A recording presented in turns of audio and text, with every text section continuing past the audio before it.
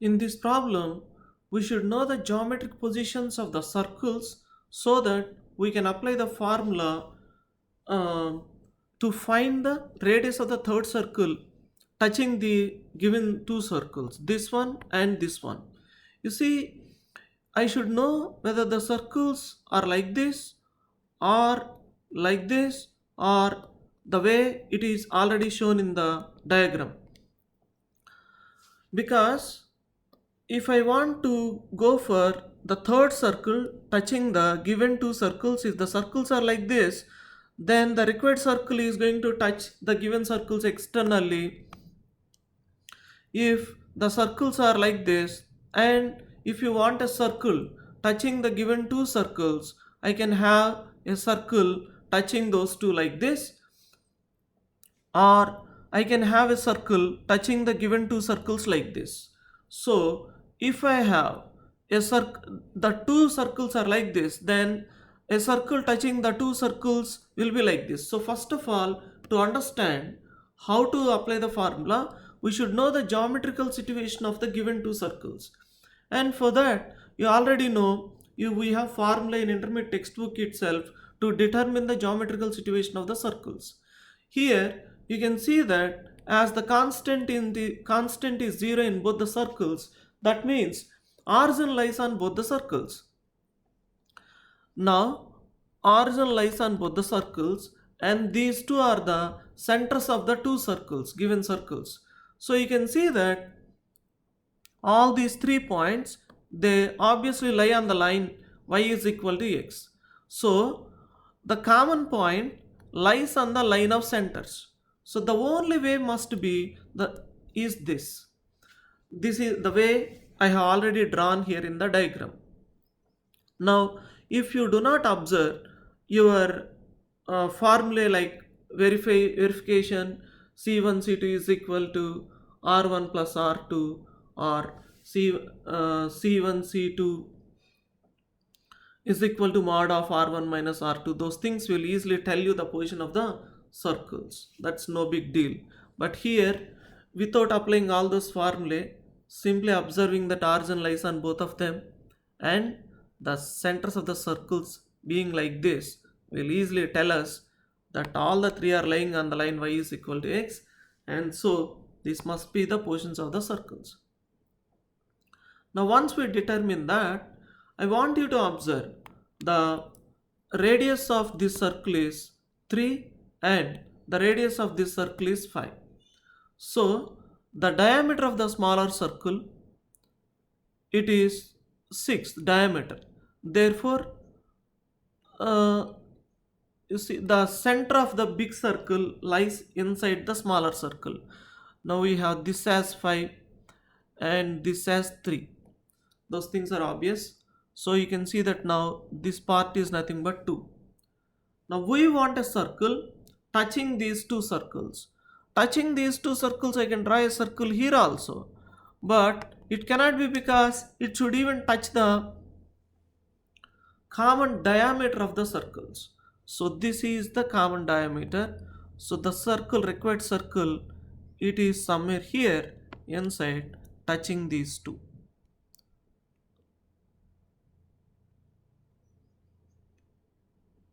So this is a circle touching these two circles and also the common diameter. Now suppose this is the center. Let me call this center as C1, this center as C2, this center as C. And if I call this radius as R, and then I simply go for these things.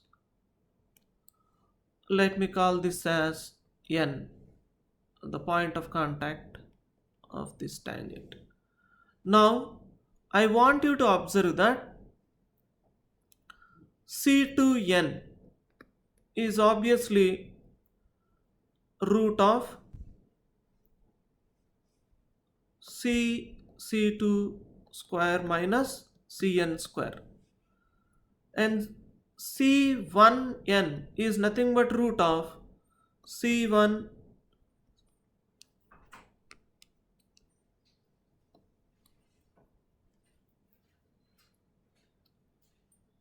C1 C square minus Cn square, and we have C1 C2 is nothing but C1n minus C2n.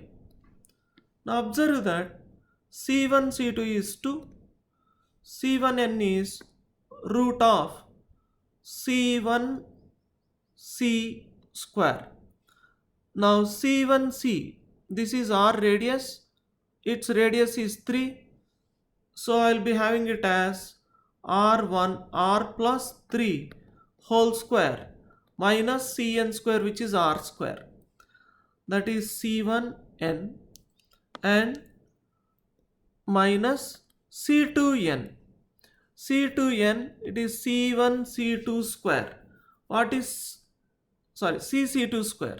Observe that CC2